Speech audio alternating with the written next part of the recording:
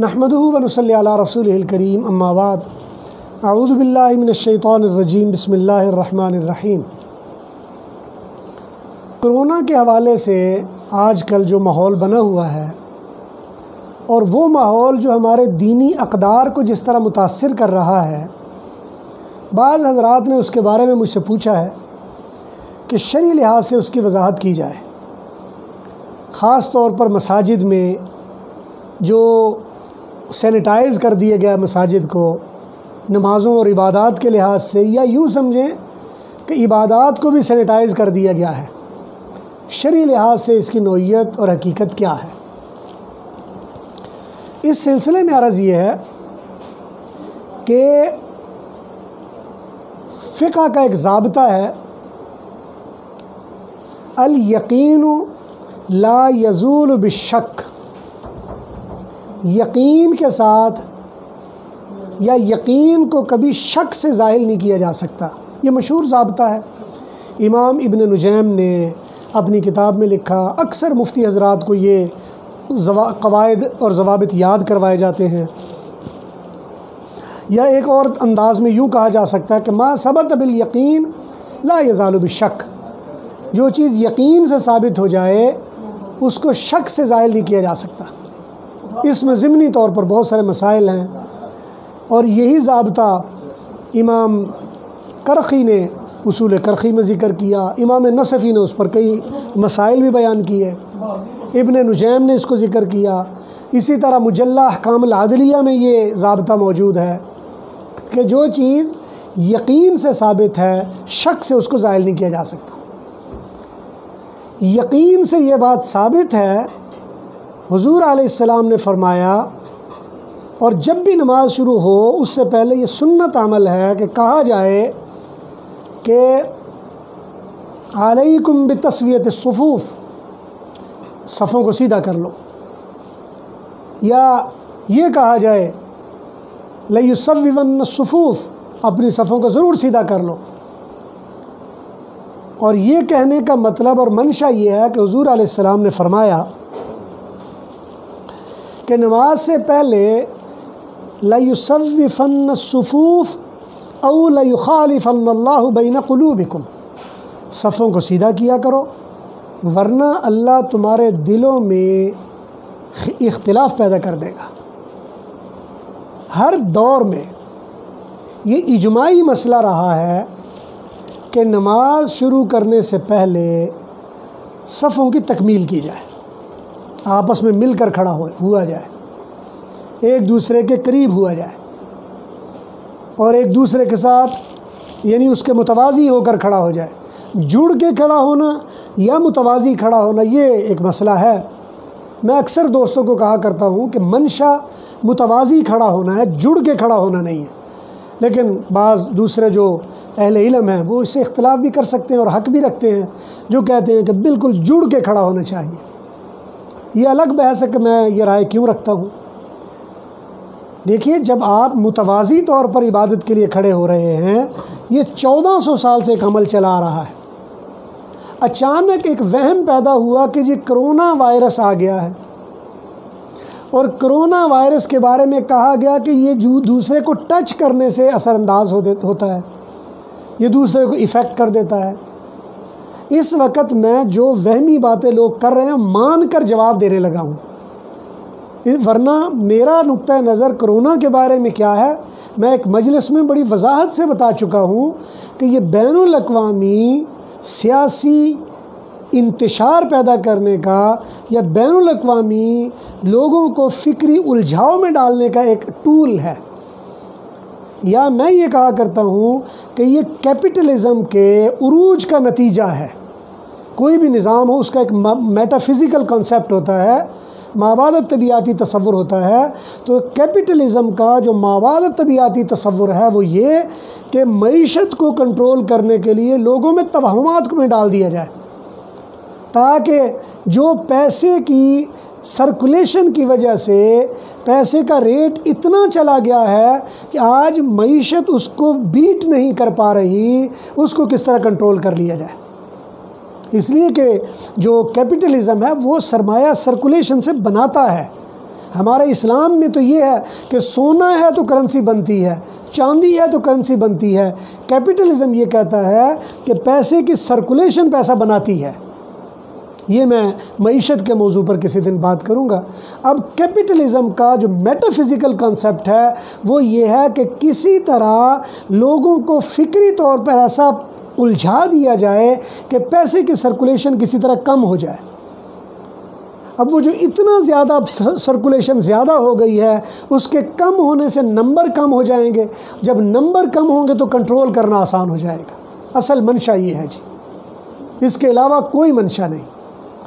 لہٰذا اگر یہ جو بات اگر مان لی جائے کہ جی کرونا کا وائرس ہے، اگر یہ مان لیا جائے کہ جی وہ ایفیکٹ کرتا ہے، اگر یہ مان لیا جائے کہ اس سے جان کا خطرہ ہے، یہ ساری باتیں اگر مان لی جائیں تو یہ مان لینے کے بعد یہ درجہ شک کا ہی رہے گا، یقین نہیں بنتا۔ اس لیے کہ یقین کب بنتا ہے؟ جب آپ کوئی 2-4 مریضوں کو دیکھیں تو صحیح۔ یہ دنیا کی پہلی بیماری ہے اور پہلی وبا ہے جس کو چیک کرنے کے لیے ہمیں بین الاقوامی وہ ویب سائٹ دیکھنی پڑتی ہے، ہمیں یوٹیوب دیکھنی پڑتی ہے، جس سے آگاہی حاصل کرنے کے لیے ہمیں وہ ٹی وی چینل دیکھنے پڑتے ہیں۔ ہمیں کوئی مریض نظر نہیں آتا۔ ہر جگہ کے لوگ یہ کہہ رہے ہوتے ہیں وہ جی سنا فلاں جگہ بڑے مریض ہیں، اور جب ادھر جاتے ہیں تو پتہ چلتا نہیں جی وہ فلاں علاقے میں بڑے مریض ہیں۔ تو یہ وہ بیماری ہے جو پری پلان پھیلائی جا رہی ہے، اور اگر جو بھی اس کے بارے میں کہا جائے، اس وقت میں اس اختلاف سے نکل کر مسئلے کی طرف آ جاتا ہوں، اگر یہ کرونا کو مان بھی لیا جائے تو کیا کرونا کی وجہ سے مسلمات کو بدل لیا جائے گا؟ کرونا ایک شک ہے جو آپ کو ایفیکٹ کرتا ہے۔ کتنے % کو ایفیکٹ کرتا ہے؟ کرونا کے بارے میں جو تحقیق کرنے والے لوگ ہیں وہ یہ بتا رہے ہیں کہ کچھ % لوگ ہیں، غالباً 2% یا 3% لوگ ہیں جن کو صحت کے لحاظ سے کرونا ڈیمیج کرتا ہے۔ میں 2 نہیں کہتا، 3 نہیں کہتا، میں کہتا ہوں چلو 10% صحیح۔ اگر 10% لوگوں کو ڈیمیج کرتا ہے، لیکن نماز کی عبادت میں اگر آپ خلل پیدا کر دیتے ہو تو 100% ڈیمیج ہو رہا ہے، کیونکہ نبی علیہ السلام نے فرمایا اگر تم صفوں میں اس کو بہتری نہیں لاؤ گے لَيُخَالِفَنَّ اللَّهُ بَيْنَ قُلُوبِكُمْ، اللہ تمہارے دلوں میں خلل پیدا کر دے گا۔ یہ 100% خلل ہے۔ 10% کی بیماری کے لیے 100% کے خلل کو برداشت کیا جا رہا ہے۔ پھر مساجد آباد کرنا ہمیں حکم دیا گیا ہے۔ مساجد اللہ کی جگہ ہیں، مساجد اللہ کے گھر ہیں جو ہمارے درمیان ہیں، جہاں مساجد ہیں وہاں رحمتوں کا نزول ہے، ہم نے ان کو بے آباد کر دیا ہے۔ اعتکاف کسی کو نہیں بیٹھنے دیا جا رہا۔ میں حیران ہوں کہ یہ عجیب ہم لوگ ہیں کہ کرونا کون سرپرستی اور اس کی حفاظت کر رہا ہے؟ جی فوج لگی ہوئی ہے، پولیس لگی ہوئی ہے، سرکاری ادارے لگے ہوئے ہیں، اور جو وہ ایک اور ہے جس سے وہ کیا اس کو کہتے ہیں، قطرے پلاتے ہیں، کس کے؟ پولیو کے قطرے پلاتے ہیں۔ پولیو کے قطرے گن پوائنٹ پہ پلائے جا رہے ہیں۔ میں حیران ہوتا ہوں۔ بھائی مسئلہ یہ ہے کہ لوگوں کو ایجوکیٹ کیجئے، اگر کوئی مسئلہ ہے تو لوگوں کو بتائیے۔ جب لوگوں کے ذہنوں میں یہ شبہات آتے ہیں تو شبہات لانے کی وجہ ظاہر بات ہے کوئی تعلیم ہے نا، تعلیم سے شبہ پیدا ہوتا ہے۔ میں یہ کہا کرتا ہوں دوستوں کو کہ وائرس ایک نہیں ہے، چونکہ فزکس والوں نے بہت محنت کی، اور بہت محنت کرنے کے بعد آج فزکس والے بتا دیتے ہیں کہ ایٹم کی تعداد کتنی ہے جو ہمارے سراؤنڈنگ میں ہیں۔ وہ 102 یا 103 کے قریب ایٹم بتائے جاتے ہیں۔ اگر وہ 2-3 ایٹموں کو ملا کر کمپاؤنڈ بنا لیا جائے تو وہ تقریباً 120-22 کے قریب ہیں۔ اب تک 120-22 ٹوٹل ایٹمز ہیں جو کمپاؤنڈ سمیت، جو انسانی کاوش سمیت بنائے گئے ہیں۔ ادروائز جو را انداز میں ہے، جو ریئل انداز میں ہے، وہ 102 یا 3 کے قریب ایٹمز ہیں۔ چونکہ فزکس والوں نے محنت کر لی، ایٹم بتا دیے اور اس کے اوپر انہوں نے ساری ترتیب بنا دی، اور بائیولوجی والے بیچارے محنت نہیں کر سکے، انہیں آج تک یہی پتہ نہیں کہ وائرس ہیں کتنے۔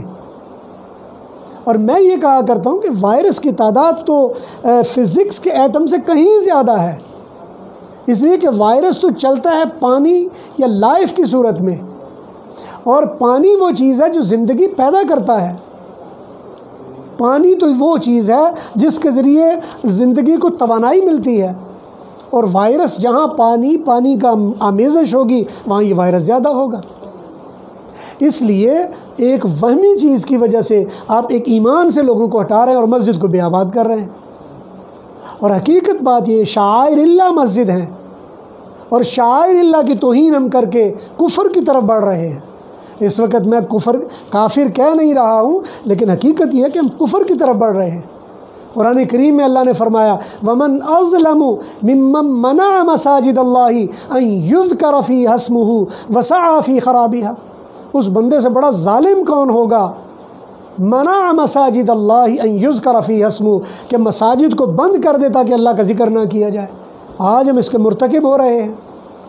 آج ہم اپنی رسومات، کسی کا یوم ولادت ہے، کسی کا یوم شہادت ہے، منانے کے لیے تو سب کچھ ہو رہا ہے۔ بازاروں میں جا کر دیکھ لیجئے جم گٹھے بنے ہوئے ہیں، سرکاری کانفرنسیں ہو رہی ہیں اور لوگوں کی ہیڑ مچی ہوئی ہے، اور سیاسی جلسے ہو رہے ہیں، لوگ دھڑا دھڑ شامل ہو رہے ہیں، لیکن جب مسجد کا نام آتا ہے تو ہمیں پریشانی لگ جاتی ہے۔